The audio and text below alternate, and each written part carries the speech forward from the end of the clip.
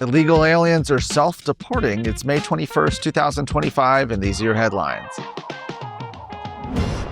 The Department of Homeland Security has launched a new chapter in immigration policy with the inaugural charter flight under Project Homecoming.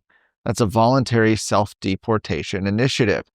Earlier this week, a flight departed Houston carrying 64 illegal aliens who chose to return to their home countries, 38 to Honduras and 26 to Colombia, using the newly introduced CBP Home app.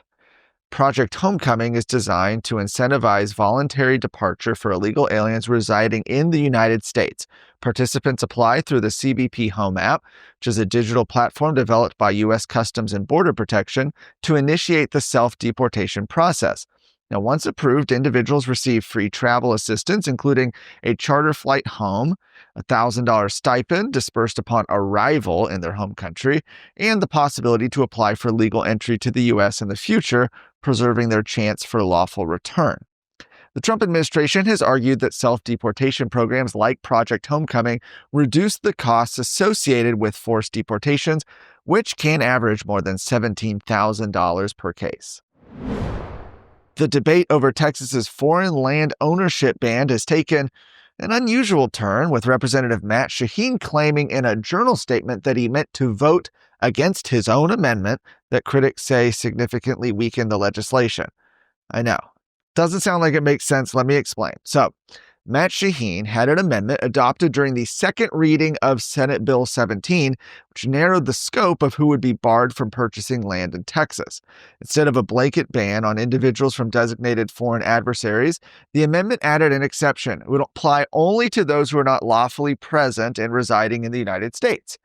That change, some members warned, would allow foreign nationals from countries like China, Iran, and Russia to buy land in Texas so long as they are here on a valid visa. Only 19 members originally voted against the amendment, by the way, but sometime after the vote, Shaheen submitted a journal statement claiming he accidentally voted yes on his own amendment. In the Texas House, journal statements are formal written notes that lawmakers can submit after a vote to clarify or to explain how they intended to vote, especially if they believe they were shown voting in error. And while they don't change the official vote count, they are entered into the legislative record as part of the House Journal. But in recent years, some lawmakers have added journal statements long after the actual vote in order to guard against potential vulnerabilities in campaigns.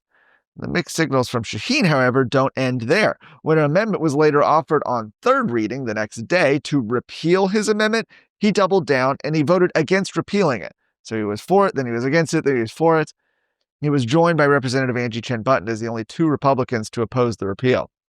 While a majority of members supported undoing the Shaheen language, it did not reach the two-thirds threshold necessary for third reading amendments.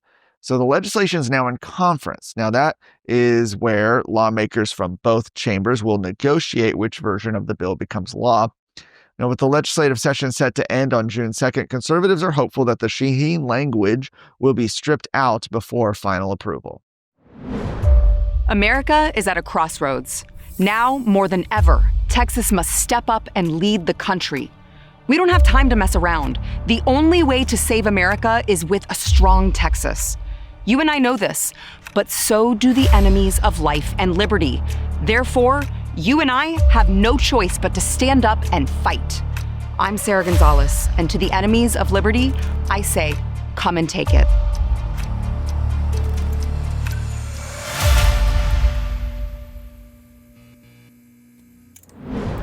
The Texas House State Affairs Committee has taken a major step towards shrinking the state's gambling landscape, passing Senate Bill 3070 by a 10-4 vote. The legislation, which cleared the Texas Senate unanimously, seeks to abolish the Texas Lottery Commission and implement sweeping changes to the operation of the lottery, including a ban on so-called couriers, and would move the operations of the lottery to the Texas Department on Licensing and Regulation.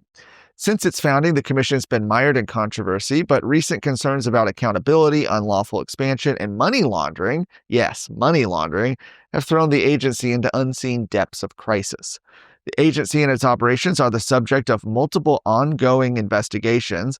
This bill will comprehensively restructure how the lottery is administered, including oversight by the governor, lieutenant governor, and speaker.